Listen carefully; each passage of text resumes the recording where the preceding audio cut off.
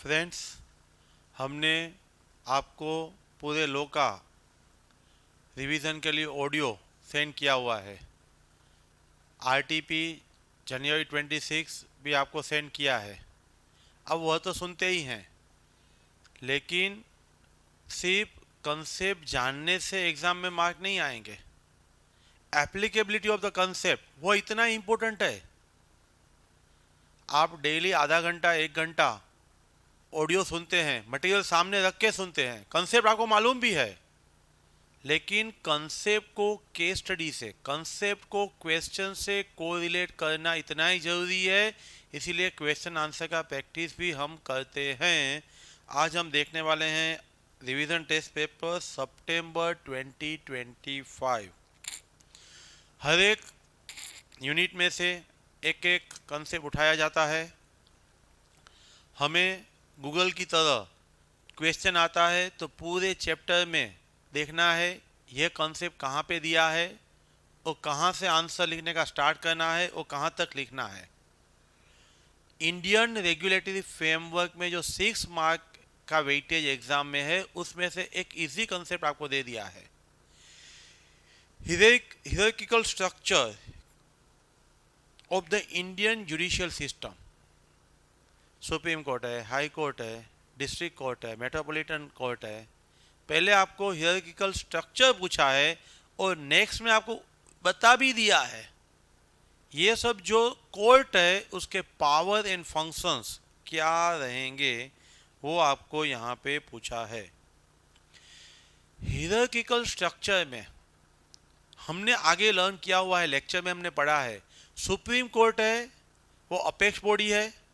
Supreme court 26 जनवरी 1950 में हमने बनाया है।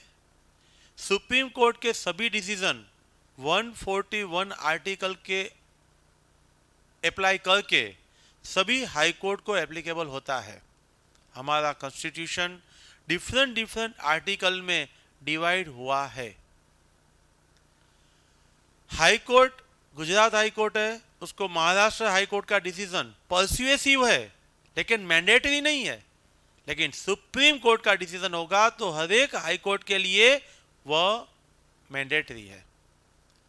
हम भी जब न्यूज़पेपर पढ़ते हैं, हमारे सीए के फील्ड में हम ऐसा सुनते हैं जीएसटी में इतने करोड़ का बिलिंग किसी ने किया हुआ है, पढ़ के दुख भी होता है।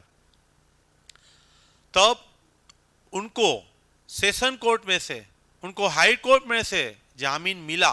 ये सब हम अलग अलग कोर्ट तो सुनते ही हैं, लेकिन किसी को उसके फंडामेंटल राइट को अफेक्ट होता है तो आर्टिकल 32 के मुताबिक वो डायरेक्ट सुप्रीम कोर्ट को भी रिट पिटीशन फाइल कर सकता है। 226 के मुताबिक हाई कोर्ट में भी अप्लाई कर सकता है। इसीलिए supreme court, high court, district court, हमारे जैसे बहुत सारे रोल होते हैं। हम किसी के भाई भी होते हैं, किसी के बेटे भी हैं। वैसे डिस्ट्रिक्ट कोर्ट जब क्रिमिनल केस देखता है तब वो सेशन कोर्ट भी हो जाता है। District court civil and criminal case देखता है। मेट्रोपॉलिटन कोर्ट है जो 10 लाख और उससे ज़्यादा पॉपुलेशन है, वो हाई कोर्ट के कंसल्टेंसी से बनाया जाता है। लेट वी सी, सबसे पहले हियरार्किकल स्ट्रक्चर में हम डिफरेंट कोर्ट क्यों एग्जिस्ट है। हमारे यानी सिटीजन्स के और सिटीजन्स एंड गवर्नमेंट के जो डिस्प्यूट है, उस डिस्प्यूट को सोल्व करने के लिए, रिड्रेस करने के लिए हमें यह हियरार्की की जरूरत पड़ती है। डिस्प्यूट्स को सोल्व करना है। किसके डिस्प्यूट है? सिटीजन के हैं एंड गवर्नमेंट एंड सिटीजन के हैं। सबसे टॉप में कौन है? सुप्रीम कोर्ट है। सुप्रीम कोर्ट के नीचे high court and district court है।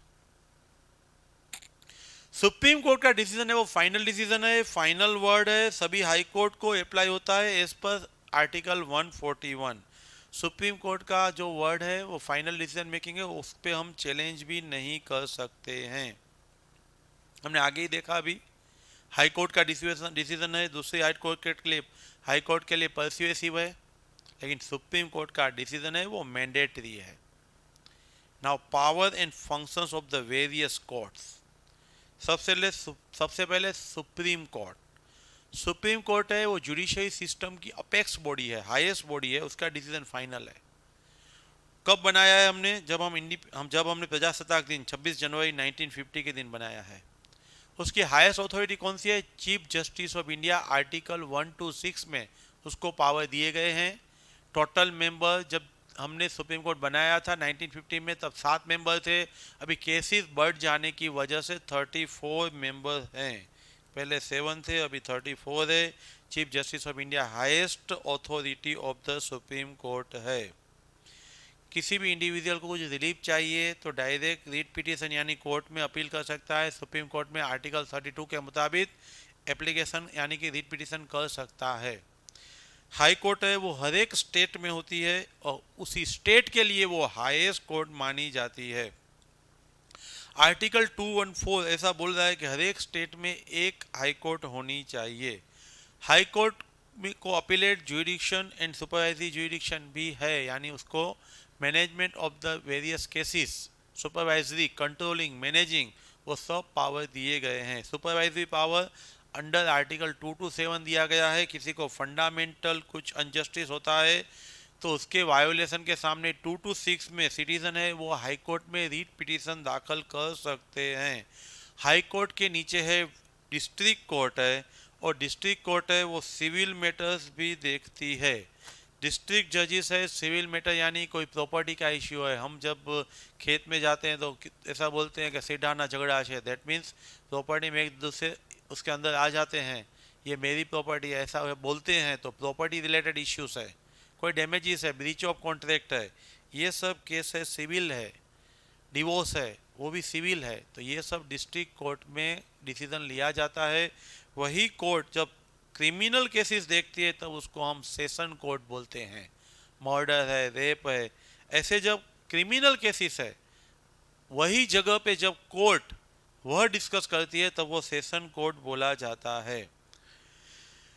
डिस्ट्रिक्ट कोर्ट जो सिविल जज होते हैं वो अप टू 2 करोड़ तक के केसेस ही डिस्ट्रिक्ट कोर्ट में देखते हैं, यानी नॉट मोर देन 2, यानी अप टू 2 करोड़ तक के केसेस है वो डिस्ट्रिक्ट कोर्ट के जज हैंडल कर सकते हैं। कौन सा केस कौन से डिस्ट्रिक्ट में अप्लाई करना उसका टेरिटोरियल ज्यूरिडिक्शन डिसाइड करना होता है। वो किसके आधार पे किया जाता है? तो कहाँ पे पार्टीज रहती है और कहाँ पे प्रॉपर्टी सिचुएटेड है।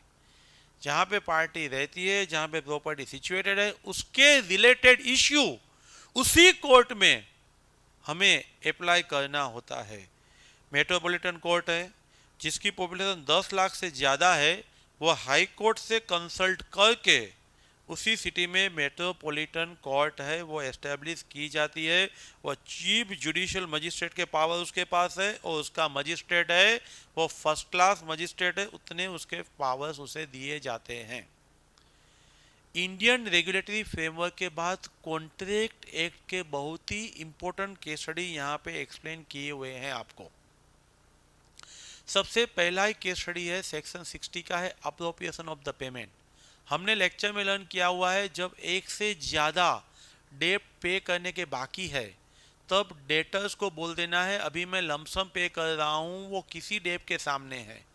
डेटर से नहीं बोला है तो क्रेडिटर्स है वो बोल देगा आपके कौन से डेट के सामने मैं सेट ऑफ ले रहा हूँ। दोनों ने नहीं बोला है तो एग्जैक्ट अमाउंट कोई है तो उसके सामने सेट ऑफ लेना है, फर्स्ट इन टाइम है तो उसके सामने सेट ऑफ लेना है। इसीलिए यहाँ पे सेक्शन 60 अप्लाई करना है। अल्बर्ट था, अल्बर्ट ने 2 लोन लिया था, एक 3 लाख का था, एक 4 लाख का था। 3 लाख का जो लोन था वो रॉबर्ट ने गारंटी दी हुई थी। अल्बर्ट ने 2 लोन लिया, 3 लाख एंड 4 लाख। 3 लाख वाला लोन था वो गारंटेड था। अल्बर्ट ने 2 लाख पे किया लेकिन बताया नहीं कि वो 3 लाख के सामने सेट ऑफ लेना है या 4 लाख के सामने लेना है। Debtors not intimated. बैंक ने क्या किया, वो जो अनसिक्योर्ड था ना, गारंटी बिना वाला था ना, उसके सामने 4 लाख के सामने 2 लाख सेट ऑफ ले लिया।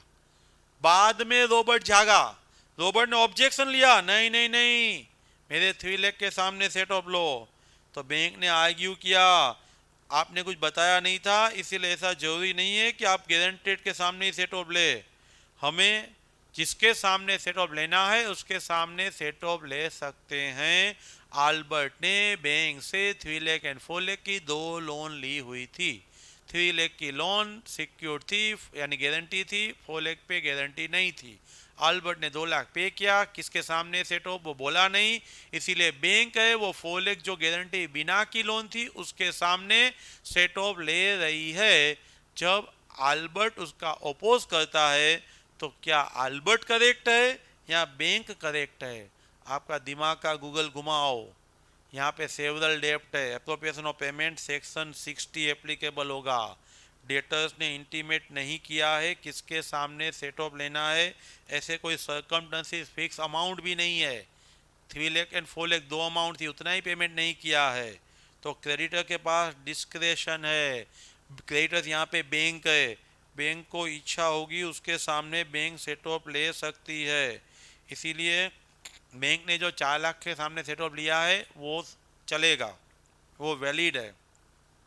हाँ, कोई डेट डिस्प्यूटेड होता, आल्बर्ट बोलता ये 4 लाख का लोन मेरा है ही नहीं, मैं कोर्ट में गया हुआ हूँ, तो बैंक 4 लाख के सामने सेट ऑफ नहीं ले सकती, डिस्प्यूटेड डेट के सामने सेट ऑफ नहीं ले सकती। लेकिन यहाँ पे कहाँ बोला है कि डिस्प्यूटेड है, इसीलिए यहाँ पे बैंक ने जो 4 लाख के सामने सेट ऑफ लिया है वो बैंक का डिस्क्रेशन है एंड बैंक करेक्ट है। पहले कंसेप्ट एक्सप्लेन करो, क्वेश्चन दिया हुआ है वही डिफरेंट वर्डिंग्स में समराइज फॉर्म में लिखना है। इसीलिए केस स्टडी में ऑलवेज याद रखो कॉन्सेप्ट, उसके बाद आपको केस स्टडी दिया हुआ है वही डिस्क्राइब करना है और बाद में डिसीजन देना है। कभी आप डाउट है, कंफ्यूज है, तो आप ऐसा कर सकते हो, पहले केस स्टडी लिखो, बाद में कॉन्सेप्ट और बाद में आंसर लिखो। क्वेश्चन 3 है, क्वेश्चन 3 में voidable contract two I explain किया है and time is essential. 2 topic साथ में आपको दिए हुए हैं। सबसे पहले सार्थक जैन हमारे जैसा एक चार्टर्ड अकाउंटेंट था, एक बढ़िया सा ऑफिस बना रहा था और मेसर सेरी को बोला था एक तू इंटीरियर तुझे मैं अपॉइंट कर रहा हूँ, एक कहीं पे भी पूरे जामनगर में ना होना ऐसा मुझे ऑफिस बना के आप डिज़ाइन दे दो। कब तक चाहिए? 31 जनवरी 25। लेकिन उस डेट तक 31 जनवरी 25 तक उसने सिर्फ 20 to 30% ही डिज़ाइन रेडी की थी। सार्थक जैन का दिमाग घूम गया, उसने बोला मैंने तुझे ड्यू डेट दी थी तब तक ने 20-30% ही रेडी किया है, तो आगे तो क्या करेगा? उसने कॉन्ट्रैक्ट कैंसिल कर दिया। शेरी ने सार्थक जैन पे स्यू किया, मैंने तेरे लिए कितने दिन बिगाड़े, कहाँ कहाँ मैंने रिसर्च किया है, तो उसका मुझे जो कॉस्ट इनकर्ड हुआ है वो मुझे चाहिए। सार्थक जैन बोल रहा है तूने मेरा काम कंप्लीट नहीं किया है, मैंने तेरे काम का यूज़ भी नहीं किया है, इसीलिए मैं तुझे पेमेंट करने के लिए लायबल नहीं हूँ। सार्थक जैन सीए है, मेसर शेरी को अपनी ऑफिस के लिए इंटीरियर का डिज़ाइन बनाने का बोला, 31 जनवरी 25 ड्यू डेट बोल दिया, लेकिन 20 to 30% ही इंटीरियर ने सिर्फ डिज़ाइन रेडी किया था, इसीलिए सार्थक ने कॉन्ट्रैक्ट कैंसिल किया और सार्थक ने उस डिज़ाइन का कहीं पे भी यूज़ भी नहीं किया, कहीं पे भी यूज़ नहीं किया, इसलिए क्वांटम मेरिट भी अप्लाई नहीं होगा, बेनिफिट ही नहीं लिया है। इसीलिए जब इंटीरियर सार्थक जैन पे स्यू करेगा कॉस्ट रिकवरी का, तो सार्थक जैन को क्या पेमेंट करने की ज़रूरत है? नहीं। लेट वी सी क्वेश्चन 3 का आंसर। सबसे पहले 2I आपको एक्सप्लेन किया हुआ है। What is voidable contract? Contract which can be enforce at the option of one or more party but not at the option of other or others. एक party के option से valid है, दूसरे के ऑप्शन से वैलिड नहीं है, voidable. हमने डिटेल में लेक्चर में लर्न किया है। अग्रीड पार्टी है ना, वो कॉन्ट्रैक्ट कंटिन्यू कर सकता है, अग्रीड पार्टी को ऐसा लगता है तो वो कैंसिल भी कर सकता है। यहाँ पे सार्थक जैन है ना, वो अग्रीड पार्टी है, सार्थक जैन बोलेगा कॉन्ट्रैक्ट कैंसिल करना है तो इंटीरियर को कॉन्ट्रैक्ट कैंसिल करना पड़ेगा। क्वेश्चन अराइज हो रहा है, मेसर शेरी है वो मांग रहा है डैमेजेस और कॉस्ट, तो क्या सार्थक जैन को पेमेंट करने की ज़रूरत है? तो सिचुएशन क्या है, टाइम पे तो काम किया नहीं है, कॉन्ट्रैक्ट वॉइडेबल है, तो इस सिचुएशन में गिवन केस में कॉन्ट्रैक्ट वॉइडेबल है, कंप्लीट नहीं है, लेकिन सार्थक जैन पेमेंट नहीं करेगा। क्यों? उसने कुछ भी बेनिफिट नहीं लिया है और उसने नया डिज़ाइनर अपॉइंट कर दिया है। सार्थक जैन मैसर सेरी को कुछ पेमेंट नहीं करेगा, उसने विद इन द टाइम काम ख़त्म नहीं किया है और उसका जितना काम हुआ है उससे सार्थक जैन को कोई फ़ायदा नहीं हुआ है। क्वेश्चन 4 है essential elements of the contract में जब हम नॉट कॉम्पिटेंट पर्सन की बात करते हैं तब सबसे पहले हमारे दिमाग में माइनर आता है। माइनर के साथ कॉन्ट्रैक्ट वॉइड एब इनिशियो है। माइनर की प्रॉपर्टी माइनर की नेसेसिटी के लिए लायबल है। माइनर पर्सनली लायबल नहीं, उसके पेरेंट्स भी लायबल नहीं। यह कंसेप्ट यहाँ पे सेक्शन 11 लर्न करना है। रोहन 17 साल का है, उसका मतलब माइनर है। ऑनलाइन क्लासेस के लिए यानी नेसेसरी हो गया। ऑनलाइन क्लासेस के लिए मोबाइल सेल्स सेंटर के पास से 25,000 में मोबाइल परचेस किया। ऑनलाइन वर्ड यहाँ पे इंपॉर्टेंट है, नेसेसरी के लिए ही यहाँ पे उसकी प्रॉपर्टी लायबल होगी। ड्यू डेट पे उसने पेमेंट नहीं किया। मोबाइल की दुकान वाला मोबाइल सेल्स सेंटर ने रोहन पे स्यू किया, मुझे पेमेंट चाहिए। रोहन के पास कैश बैलेंस 15,000 पड़ी हुई थी, अच्छा लटका था, पापा जो देते थे समोसा खाने के लिए उसमें से बचाता था। इनफ मनी नहीं था, फादर के पास था, रोहन के पास 15,000 ही था। तो सिचुएशन को एग्जामिन करो और देखो कौन लायबल होगा। पूरा 25,000 उसका फादर पे करेगा, 15,000 रोहन करेगा, क्या रिजल्ट आएगा? सिर्फ उसकी प्रॉपर्टी तक 15,000 तक रोहन लायबल होगा। Repeat the case. Rohan online learning के लिए मोबाइल शॉप से मोबाइल 25,000 वाला परचेस कर रहा है। वो 17 साल का है, माइनर है, उसके पास 15,000 की केस अवेलेबल है, तो बाकी का 10,000 कौन पे करेगा? कोई पे नहीं करेगा। Section 11 minor not capable into enter into a contract. Minor के साथ के कॉन्ट्रैक्ट वॉइड एब इनिशियो है। माइनर उसकी लायबिलिटी पे करने के लिए रिस्पॉन्सिबल नहीं है। जैसे माइनर नहीं है वैसे पेरेंट्स एंड गार्डियन भी नहीं है। जब माइनर ने पेरेंट्स को पूछ के किया है, एज ए एजेंट किया है, तो ही उसके पेरेंट्स लायबल होते हैं।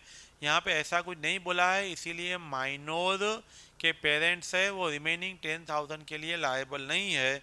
नेसेसरी सप्लाई की हुई है, पढ़ने के लिए दिया है, पढ़ना है वो नेसेसरी है।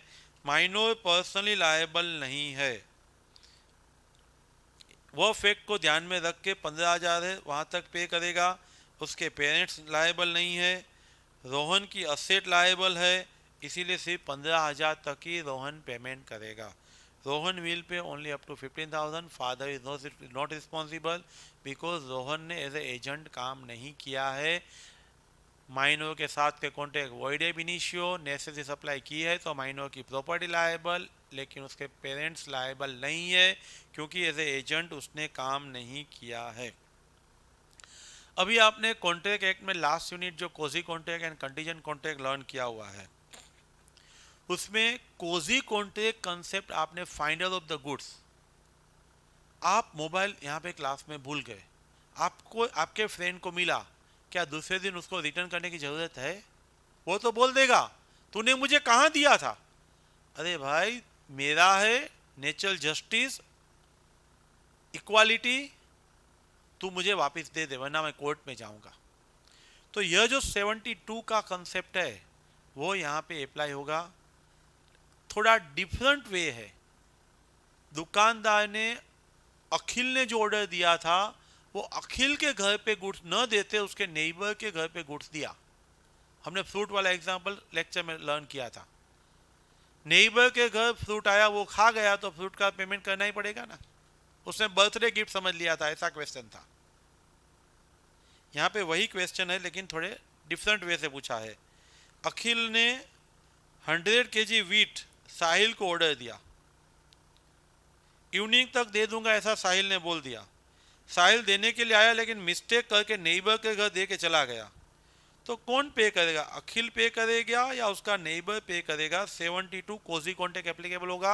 हमने जो अलग अलग 5 उसके केसेस देखे हुए हैं उसमें से एक केस ऐसा भी था, बाय मिस्टेक कुछ बेनिफिट दिया है, अंडर कोशोइन कुछ बेनिफिट लिया है, तो वो रिटर्न करना है। मिस्टेक एंड कोशोइन से कुछ भी मिला हुआ है तो वापस दे देना है। वही केस स्टडी आपको शिव प्रसाद सीरीज वर्सेस चंद्र, शिव प्रसाद सीरीज वर्सेस चंद्र में भी एक्सप्लेन किया हुआ है।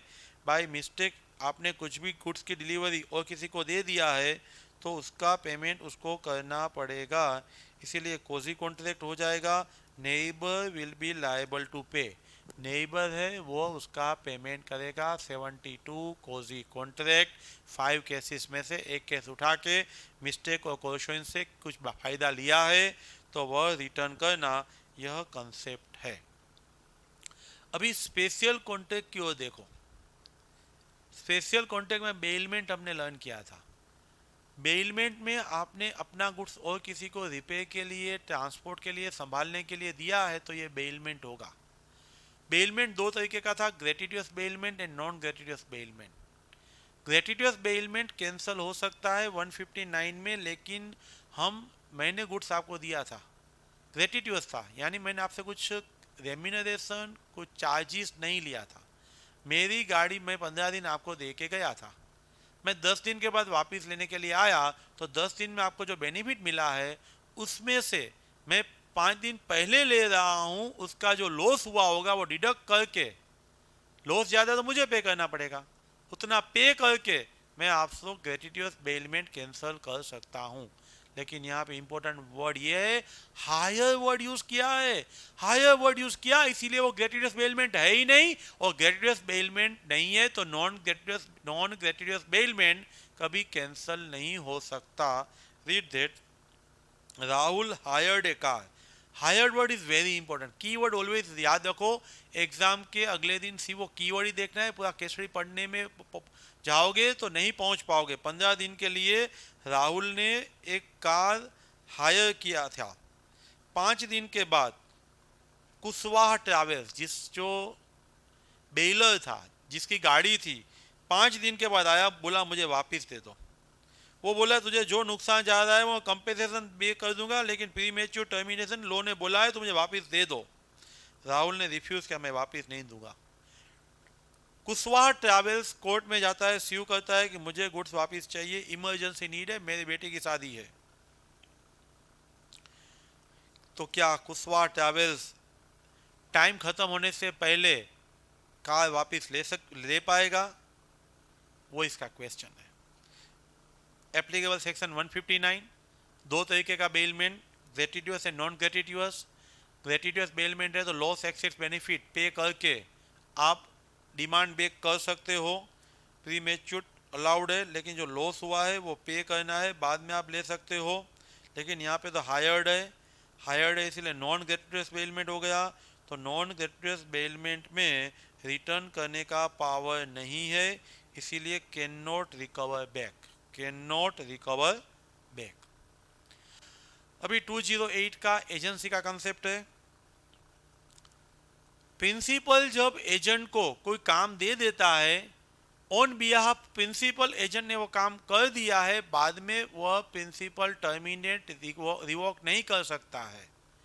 अजय ने विजय को बोला था गोडाउन में जो इलेक्ट्रिक गुड्स पड़ा है तू बेच दे, 10% कमीशन तुझे मैं दे दूंगा। अजय ने बोल दिया, बाद में अच्छा कोई क्लाइंट आया होगा तो अजय ने विजय को लेटर लिख के बताया अभी तुझे बेचने की जरूरत नहीं है, तुझे मैं जो बेचने का अथॉरिटी दिया था वह मैं रिवोक कर रहा हूं। अजय ने वह लेटर 3 मार्च को लिखा था और विजय को 7 मार्च को मिला था। ये वर्ड इंपॉर्टेंट है, 3 को भेजा था, 7 को मिला था। उससे पहले 5 को तो ऑलरेडी विजय ने सोल्ड कर दिया था, तो अभी विजय कमीशन क्लेम कर रहा है। अजय बोल रहा है मैंने तुझे मना बोल दिया था, तूने क्यों बेचा? तो क्या अजय को कमीशन पे करना पड़ेगा? हाँ, let we see 208। Authority terminate कर सकते हो, लेकिन अथॉरिटी यूज होने से पहले कर सकते हो, उसके बाद आप नहीं कर सकते। थर्ड पार्टी को एंड एजेंट को, दोनों को बता के आप पहले से कैंसिल कर सकते थे। यहाँ पे 3 मार्च वाला लेटर मिला है 7 मार्च को, और 5 को तो बेच दिया है, बाद में अजय रिफ्यूज कर रहा है। विजय को मालूम कब पड़ा? After selling the goods. इसीलिए विजय कमीशन मांग सकता है। Vijay can sue commission under section 208। Vijay है वो कमीशन 208 में ले सकता है। Now quantum merit. Quantum merit very important concept. As much as earn, ऐसा हमने लर्न किया है। डैमेजेस है वो कंपेंसेटरी नेचर है। आपकी वजह से मुझे नुकसान हुआ है तो मैं आपसे कलेक्ट करूंगा, वो कंपेंसेटरी नेचर डैमेजेस है। क्वांटम मेरिट में आप पे से मैंने कुछ फ़ायदा लिया हुआ है तो उसकी वजह से मैं आपको पे करूंगा, वो रिस्ट्यूटरी नेचर है। इसलिए क्वांटम मेरिट का कंसेप्ट एक्सप्लेन करो और कौन से सर्कमस्टेंसेस में एक पार्टी दूसरे पार्टी पे स्यू कर सकती है। क्वांटम मेरिट कंसेप्ट जनरली जहाँ पे रेम्यूनरेशन डिसाइड नहीं किया होता है वहाँ पे अप्लाई हो सकता है, और जहाँ पे इनकम्प्लीट कॉन्ट्रैक्ट हुआ है वहाँ पे अप्लाई हो सकता है। पार्टी नॉट एट फॉल्ट, वो पार्टी एट फॉल्ट पे स्यू कर सकती है। कॉन्ट्रैक्ट वॉइड हो जाता है, बाकी का कॉन्ट्रैक्ट परफॉर्म नहीं होने वाला है, कॉन्ट्रैक्ट में से हम डिस्चार्ज कर रहे हैं, तो पार्टी एट डिफॉल्ट है and party not at fault है। जो नॉट एट फॉल्ट है वो तो स्यू कर ही सकती है, लेकिन पार्टी एट फॉल्ट है वो भी लमसम अमाउंट स्यू कर सकती है, वो हम आगे देखेंगे। लमसम अमाउंट स्यू कर सकती है लेकिन बेड वर्क डिडक्ट करने के बाद। One person render service to another, एक बंदा दूसरे के लिए काम कर रहा है लेकिन उसका रेम्यूनरेशन फिक्स नहीं किया था, like pass voluntary service is non gratuitous, तो लो ऐसा मान रहा है कि उसको पेमेंट करना चाहिए। जो सर्विस प्रोवाइड किया है वह सर्विस इनकम्प्लीट है तो other party not at fault है ना, पूरा काम नहीं हुआ है ना, तो वह भी स्यू कर सकती है। अग्रीड पार्टी, मैंने बोला था आपका मकान कंप्लीट करके दूंगा, नहीं किया है तो आप मुझ पे स्यू कर सकते हो। दो कंडीशन दी हुई है, कौन सी कंडीशन में आप मुझ पे स्यू करोगे? सबसे पहली कंडीशन, अभी बाकी का काम मैं नहीं करने वाला, ओरिजिनल कॉन्ट्रैक्ट में से डिस्चार्ज हूँ और आपका कोई डिफॉल्ट नहीं है, आपने मुझे मटेरियल प्रोवाइड कर ही दिया था। ओरिजिनल कॉन्ट्रैक्ट में से मैं डिस्चार्ज एंड आपका फॉल्ट नहीं है, तो ये दो सिचुएशन में आप मुझ पे जितना काम हुआ है उतना काम का भी स्यू कर सकते हो। यहाँ पे कंपेंसेटरी नेचर डैमेजेस होते हैं, जो मैंने आपको बताया, आपकी वजह से मुझे नुकसान हुआ, मैं आपसे लूँगा तो वो कंपेंसेटरी नेचर। आपकी गाड़ी है और मेरी गाड़ी के साथ एक्सीडेंट हुआ, मेरी गाड़ी में कुछ नुकसान हुआ, मैं आपसे लूँगा डैमेजेस, वो कंपेंसेटरी नेचर। आपने मुझे कुछ गुड्स दिया, आपने मुझे कुछ सर्विस दिया और कुछ रेम्यूनरेशन डिसाइड नहीं किया था, पार्टली कंप्लीट किया था, तो जितना फ़ायदा मैंने लिया है उसका मैं पेमेंट करूँगा, वो रिस्टिट्यूटरी नेचर है, वो इम्प्लाइड है। अभी क्वांटम मेरिट के जो अलग अलग आपको पॉइंट दिए हुए हैं वो देखो। सबसे पहले एग्रीमेंट वॉइड हो जाएगा। 5 क्लास में पीओपी करना था, 3 क्लास का काम हुआ था, बाकी का 2 का काम नहीं हुआ था, वो वॉइड है। मैंने जो काम किया था वो सेवा भावना से ग्रेटिट्यूअसली नहीं किया था। जो काम किया है उसका रेम्यूनरेशन एक्सप्रेस और इम्प्लाइड डिसाइड नहीं किया था, बाकी का काम मैं करने के लिए रेडी नहीं हूँ। दो सिचुएशन है, 5 क्लास है उसमें 3 क्लास का पीओपी कंप्लीट है तो कॉन्ट्रैक्ट डिविजिबल है, तो नॉट एट फॉल्ट है, वो 3 क्लास का पेमेंट ले सकता है। आपने मुझे काम दिया था, मैंने 5 में से 3 क्लास का काम किया है, तो 3 क्लास के बाद बाकी मैं मना बोल रहा हूँ, कॉन्ट्रैक्ट वॉइड है, मैं डिस्चार्ज हूँ, तो 3 क्लास का जितना काम हुआ है उतना पेमेंट मैं आपसे लूँगा। लेकिन एक ही ये बड़ा होल है, उसका आधा पीओपी कंप्लीट हुआ है, इंडिविजुअल कॉन्ट्रैक्ट है, तो लमसम पेमेंट मैं आपसे लूँगा, लेकिन लमसम पेमेंट में मैंने जितना काम बिगाड़ा है उसका बेडवर्क जो हुआ है वह पेमेंट है, वो आप काट के बाकी का पेमेंट मुझे पे करोगे। नाउ कंसेप्ट ऑफ को सियोरिटी बहुत इंपॉर्टेंट है, बहुत बार पूछा जाता है।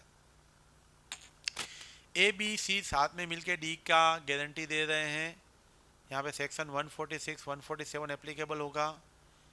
को सिक्योरिटी की लायबिलिटी कितनी है, इक्वली है, डिसाइड नहीं किया है तो, डिसाइड किया है तो अप टू लायबिलिटी टेकन, ए ने 1 लाख, बी ने 2 लाख और सी ने 4 लाख, तो पहले तीनों 1-1 लाख, अभी ये निकल जाएगा, बी एंड सी 1-1 लाख, बाद में बी भी निकल जाएगा, बाद में सी अकेला 2 लाख पे करेगा। A B C 1 lakh, 2 lakh, 4 lakh, पहले 1 लाख तीनों को पे करना है, बाकी 1 लाख दोनों को पे करना है। इसका 1 ख़त्म, इसका 2 ख़त्म, अभी बचा वो 2 अकेला सी पे करेगा। इसीलिए डी का डिफ़ॉल्ट कितनी अमाउंट का है, पहला 1 लाख तीनों को, बाद में 1-1 लाख 2 को और बाकी का 2 लाख सी का, इतना लायबिलिटी होगा। को सिक्योरिटी किसको बोलते हैं एंड को सिक्योरिटी का लायबिलिटी कंट्रीब्यूशन कैसे पे किया जाएगा।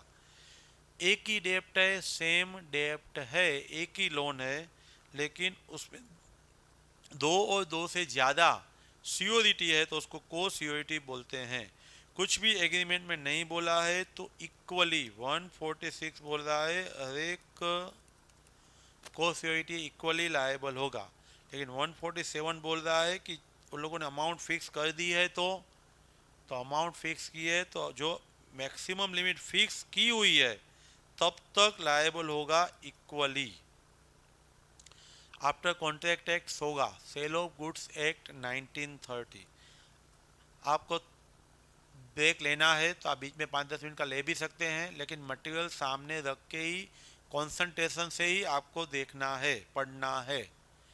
अभी यहाँ सेल ऑफ गुड्स एक्ट में section 44 property of the goods when transferred, जब हम इनवॉइस बनाते हैं, प्रॉपर्टी ओनरशिप ट्रांसफ़र करते हैं, तभी रिस्क ट्रांसफ़र होता है। जी ने एच को गुड्स बेचा था, एच ने केस पे कर दिया, उसका एजेंट गया गोडाउन में चेक कर लिया, गुड्स अलग रख दिया, जी ने एच को बोला तो ले जा, मुझे दूसरा माल रखना है, तो एच लेके नहीं गया, जी ने बाहर रख दिया, रेन की वजह से गुड्स लॉस हो गया, तो जी लायबल या एच, प्रॉपर्टी ट्रांसफ़र हो जाने की वजह से एच लायबल। एच ने केस पे नहीं किया होता तो यहाँ पे पेमेंट एंड डिलीवरी इररिलेवेंट है, प्रॉपर्टी इज कनेक्टेड, इनवॉइस बन गया है, प्रॉपर्टी ट्रांसफ़र कर दी है तो एच ही लायबल रहेगा। जी आउटस्टैंडिंग अमाउंट के लिए, प्राइस के लिए स्यू कर पाएगा, लेकिन गुड्स लॉस हुआ है वह रिस्पॉन्सिबिलिटी सिर्फ एच का रहेगा। लेट वी सी, जी ने एच को गुड्स बेचा था, तब पेमेंट नहीं मिला, लेकिन बाद में पेमेंट भी दे दिया, गुड्स पैक भी कर दिया, एच के एजेंट ने वेरीफाई भी कर लिया और केस पेमेंट भी हो गया। आफ्टरवर्ड जी ने बोला भाई तू यहाँ से लेके जा, वो लेके नहीं गया, जी ने ओपन स्पेस में रख दिया, वहाँ पे बारिश आई, गुड्स डैमेज हो गया, तो कौन रिस्पॉन्सिबल होगा, जी या एच, हु इज रिस्पॉन्सिबल, वो फर्स्ट केस है। सेकंड अलग है, केस से सेटल नहीं किया है तो उसका मतलब एच ने जी को पेमेंट कर दिया और पेमेंट नहीं किया, ये दो सिचुएशन है, दोनों का आंसर सेम ही आएगा। सेक्शन 44 अप्लाई करना है।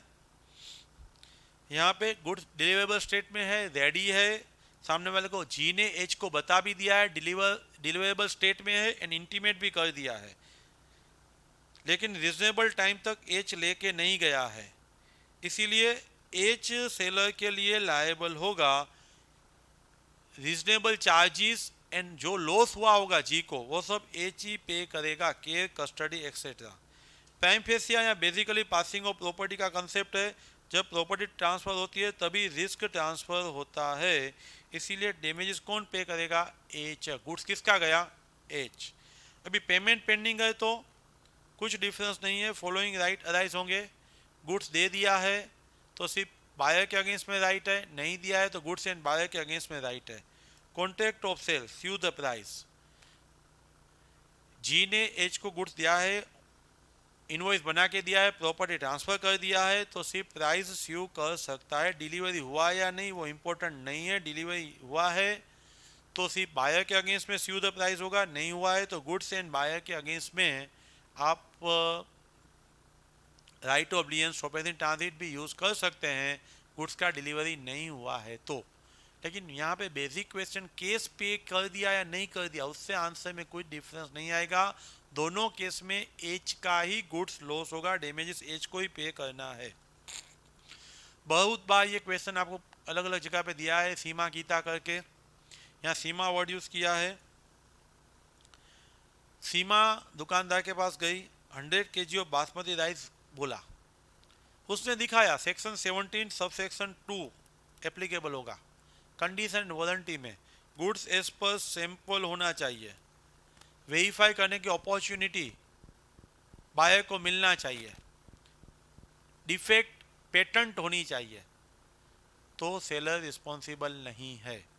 यहाँ पे बासमती राइस का बोला था, शॉपकीपर ने प्राइस 125 बोला था, उसने दिखाया भी था, बाउल में दिखाया था, एग्जैक्टली सैंपल जैसा था ना वैसा ही इंटायर लॉट था। बायर कैजुअली देख भी लिया, जल्दी जल्दी में था, देख लिया, उसको मालूम नहीं पड़ा बायर को ये मिक्स राइस है, लॉन्ग एंड शॉर्ट दोनों मिक्स है, वो बायर को मालूम नहीं पड़ा। जब राइस घर पे आए, कुक ने देखा तो बोला ये अकॉर्डिंग टू आवर डिमांड नहीं है, ये डिश में टेस्ट नहीं आएगा, बासमती में लॉन्ग एंड शॉर्ट दोनों तरीके के राइस हैं। तो सीमा दुकानदार के पास जाती है और बोलती है दुकानदार ने मेरे पे फ्रॉड किया है, सीमा क्या सक्सेस जाएगी? ये फर्स्ट क्वेश्चन है। सेकंड उसके अंदर है, सीमा ने एग्जैक्ट रिक्वायरमेंट बोला होता तो length of rice. First question में सीमा स्यू नहीं कर पाएगी, सेकंड में सीमा ने डिस्क्राइब किया है तो इस पर डिस्क्रिप्शन नहीं है, तो सेकंड केस में सीमा स्यू कर पाएगी। सीमा बासमती राइस दुकानदार के पास से लेने गई, दुकानदार ने दिखाया लेकिन उसने पूरा नहीं देख पाई, जल्दी में होगी, उसका पूरा लोट यानी टोटल गुड्स सैंपल जैसा ही था, इसीलिए दुकानदार रिस्पॉन्सिबल नहीं है। लेकिन पहले से बोल दिया था सीमा ने इसी लंबाई का मुझे राइस चाहिए, दुकानदार ने नहीं दिया है तो दुकानदार लायबल है। 17(2) अप्लाई होगा, सैंपल के अकॉर्डिंगली गुड्स होना चाहिए। मैं मजाक में ऑलवेज बोलता हूँ, आधे घंटे की फर्स्ट मीटिंग होती है लड़के लड़की की, पूरा लाइफ ऐसा ही होना चाहिए, कभी होता नहीं है। लेट वी सी, बल्क कैसा होना चाहिए, सैंपल इन द क्वालिटी, जो सैंपल दिखाया था वैसा होना चाहिए। जब आपको बल्क देने के लिए आया तब रिजनेबल अपॉर्चुनिटी मिलना चाहिए, वह गुड्स अनमर्चेंटेबल नहीं होना चाहिए, वह गुड्स मार्केट में बेच पाए ऐसा होना चाहिए। यहाँ पे ये सब कंडीशन सेटिस्फाइड हो रही है, इसीलिए सीमा है वो स्यू नहीं कर पाएगी। Although there is a mix good but Seema not success, Seema not success. अभी स्पेसिफाइड कर दिया एग्जैक्ट रिक्वायरमेंट, तभी तो एज पर डिस्क्रिप्शन था, तो एज पर डिस्क्रिप्शन नहीं है गुड्स, तो सीमा दुकानदार पे स्यू कर पाएगी, सीमा विल सक्सीड। बहुत बढ़िया सा एग्जांपल है। यहाँ पे राघव एक ऑक्शन सेल आपको मालूम है, जो हराजी बोलते हैं, लोग आते हैं जो हाईएस्ट प्राइस बोलते हैं उसको हमें देना होता है। तो यहाँ पे राघव ने एंटीक वॉल क्लॉक, एक दीवार पे लगाने की पुरानी अच्छी सी जो क्लॉक थी, वह क्लॉक का ऑक्शन लगाया। दीपा आई, उसने हाईएस्ट बीड किया। ऑक्शन ये जब फॉलो ऑफ हैमर करके कस्टमरी वे से जो कॉन्ट्रैक्ट कंप्लीट करने गया, तब बाय मिस्टेक वह जो हैमर था वो वॉच को, क्लॉक को लगने की वजह से वो ब्रेक हो जाती है, डैमेज हो सकती है। दीपा बोल रही है कॉन्ट्रैक्ट अवॉइड हो जाएगा, मैं लायबल नहीं हूँ, मैं डैमेज क्लॉक परचेज नहीं करूँगी। राघव ने ऑक्शन किया, दीपा ने एक्सेप्ट किया हाईएस्ट बीट से, लेकिन हैमर की वजह से वह डैमेज हो जाता है, तो कंसेप्ट एप्लीकेबल होगा सेक्शन 64। ऑक्शन सेल कंप्लीट कब होता है, प्रॉपर वे से फॉलो अप हैमर होगा। तो यहाँ पे प्रॉपर वे से फॉलो अप हैमर नहीं हुआ है, ऑक्शन कंप्लीट नहीं हुआ है, प्रॉपर्टी ट्रांसफर नहीं हुआ है, ओनरशिप ट्रांसफर नहीं हुआ है, इसीलिए दीपा लायबल नहीं है, लेकिन राघव लायबल है। Concept of auction sale section 64 कैसे कंप्लीट होता है, फॉलो अप हैमर से, कस्टमरी वे से। यहाँ से फॉलो अप हैमर हुआ लेकिन ब्रेक हो गया क्लॉक, तो नॉर्मल पोजीशन में फॉलो अप हैमर नहीं होता है, तब तक सेल कंप्लीट नहीं होता है, इसीलिए यहाँ पे सेल नहीं हुआ है, दीपा का लॉस नहीं है, लॉस है वो राघव का होगा। क्वेश्चन 12 में 2 पॉइंट है, 1 और 2। सेकंड में यहाँ तक ये क्वेश्चन कंप्लीट होगा, Deepa not liable, Deepa not liable. Auctioneer है वो लायबल होगा, खरीदना यानी परचेसर बायर डैमेजेस बे नहीं करेगा। अभी 12 का सेकंड पॉइंट यहाँ से स्टार्ट होता है, एक्स ने वाई को कार बेचने का बार्गेनिंग कर दिया, एक्स वाई को बोल रहा है मैं तुझे कार दे दूंगा, लेकिन प्राइस डिसाइड नहीं किया, अनसर्टेन है रिगार्डिंग द प्राइस। तो वाई जब मांगने जाता है मुझे कार दो, एक्स ने रिफ्यूज कर दिया, तूने प्राइस कहाँ बोला था, due to uncertainty it can not be enforce. Section 9 and 10 will be applicable. Price agreement से डिसाइड होती है, बार्गेनिंग से डिसाइड होती है, और नहीं हुआ है डिसाइड, थर्ड पार्टी डिसाइड कर सकती हो, वो भी नहीं हुआ है तो रीजनेबल प्राइस तो पे करना ही है, इसीलिए एक से रिफ्यूज नहीं कर पाएगा। प्राइस डिटर्मिनेशन इंपॉर्टेंट है सेल के लिए, यहाँ पे वो इग्नोर किया है, लेकिन उसकी वजह से वो contract not become the uncertain, price determine नहीं किया उसके लिए इनवैलिड नहीं होगा। 9 एंड 10 क्या बोल रहा है, लास्ट ऑप्शन रीजनेबल प्राइस का है ही, इसीलिए एक्स का रिफ्यूज यहाँ पे वैलिड नहीं होगा, रीजनेबल प्राइस पे करना है। Question number 13, uncertain goods, 100 bags पड़ा हुआ है, मैंने एक का ऑर्डर दे दिया, वह लेके अलग रख दिया तो एसर्टेन हो जाता है, सेट असाइड हो जाता है। अनसर्टेन गुड डिस्क्रिप्शन से बेचा जाता है, अनकंडीशनली अवेलेबल करते हैं, एप्रोप्रिएशन करते हैं यानी यूज करते हैं, तभी वो गुड्स बेचा जाता है। एप्रोप्रिएशन एक्सप्रेस होता है, इम्प्लाइड होता है, एप्रोप्रिएशन होने के बाद कंसेंट लेते हैं, पहले कंसेंट ले लेते हैं, अनकंडीशनल एप्रोप्रिएशन होता है। मेरा यहाँ पे सीमेंट का दुकान है, लालपुर बाईपास पे आपकी साइट चल रही है, आपको पूछ के मैंने वहाँ डिलीवरी कर दी, मेरे गोडाउन में से आप पूछ के ले गए, पूछे बिना मैंने डिलीवरी कर दी, पूछे बिना आप ले गए, तो वो सब एप्रोप्रिएशन यानी use of goods according to the contract of cell.